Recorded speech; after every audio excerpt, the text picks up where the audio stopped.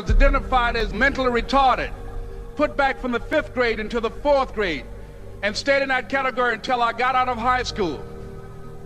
I don't have any college training, but I met a high school teacher who one day changed my life. I was waiting on another student, and when he came in, he said to me, "Young man, go to the board and write what I'm about to tell you." And I said, I can't do that, sir. He said, "Why not?" I said, "I'm not one of your students." He said, "It doesn't matter, follow my directions now." I said, "I can't do that, sir." He said, "Why not?" I said, "Because I'm educable mentally retarded." And he came from behind his desk and he looked at me. He said, "Don't ever say that again. Someone's opinion of you does not have to become your reality." And as he talked, my heart began to beat fast. Tears began to run down my eyes, and I was in the back just listening to him, because the speech he was giving, that speech was for me. And he said, "Les Brown," he said, "if you want to do anything worthwhile in life, you've got to be hungry." I told Mr. Washington I wanted to become a disc jockey. And so I started working to develop myself. He said, "I want you to practice every day being a disc jockey." I said, "But I don't have any job now." He said, "It doesn't matter." He said that it's better to be prepared for an opportunity and not have one than to have an opportunity and not be prepared. And as I was working to develop myself, I applied for a job as a disc jockey, WMBM on Miami Beach. I went to a guy named Milton Butterball. I said, "How you doing, Mr. Butterball? I'd like to get a job as a disc jockey." He looked at me, he said, "You have any broadcast background?" I said, "No, sir, I don't." "You have any journalism background?" I said, "No, sir, I don't." He said, "We don't have any jobs available." I said, "Yes, sir." I went back to Mr. Washington and I told him. He said, "Don't take it personally." He said, "Most people are so negative, they will have to say no 7 times before they say yes." He said, "Go back again." So I went back again. I said, "How you doing, Mr. Butterball? My name is Les Brown." He said, "I know what your name is. What do you want?"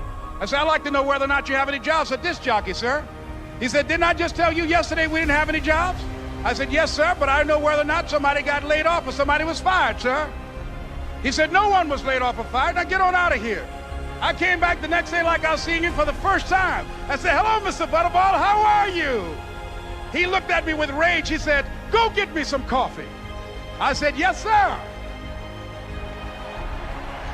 And I went to get him some coffee. After a while, I would get their lunch and dinner, and I would go in the control rooms and take the disc jockeys their food, and I would not leave until they would ask me to leave. One Saturday afternoon, while I was at the radio station, a guy named Rock was drinking while he was on the air.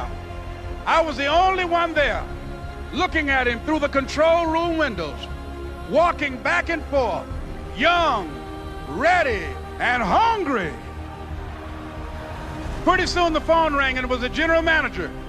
And I answered the phone. I said, "Hello?" He said, "Les, this is Mr. Klein." I said, "I know." He said, "Rock can't finish his program." I said, "I know." He said, "Would you call one of the other DJs in?" I said, "Yes, sir." I hung the phone up. I said, "Now he must think I'm crazy." I called my mom and my girlfriend, Cassandra. I said, "Y'all turn up the radio and come out on the front porch. I'm about to come on the air." I waited for about 20 minutes, and I called him back. I said, "Mr. Klein, I can't find nobody." He said, "Young boy, do you know how to work the controls?" I said, "Yes, sir." He said, "Go in there and don't say nothing here." I said, "Yes, sir." I couldn't wait to get behind those controls. I put on an old Stevie Wonder record called Fingertips. I sat down behind that turntable. I said, "Look out, this is me, LB Triple P, Les Brown, your platter playing papa. There were none before me and there will be none after me. Therefore, that makes me the one and only. Young and single and love to mingle, certified, bona fide, indubitably qualified to bring you satisfaction, a whole lot of action. Look out, baby, I'm your love man." I was hungry. I was hungry. You got to be hungry. Begin to know that you have greatness within you. And if just one of you here begin to envision yourselves as being blessed and highly favored to reach your goals, if just one of you capture the essence of what that means, that you have greatness within you and a responsibility to manifest that greatness, that you can make your parents proud, you can make your school proud, You can touch millions of people's lives, and the world will never be the same again because you came this way.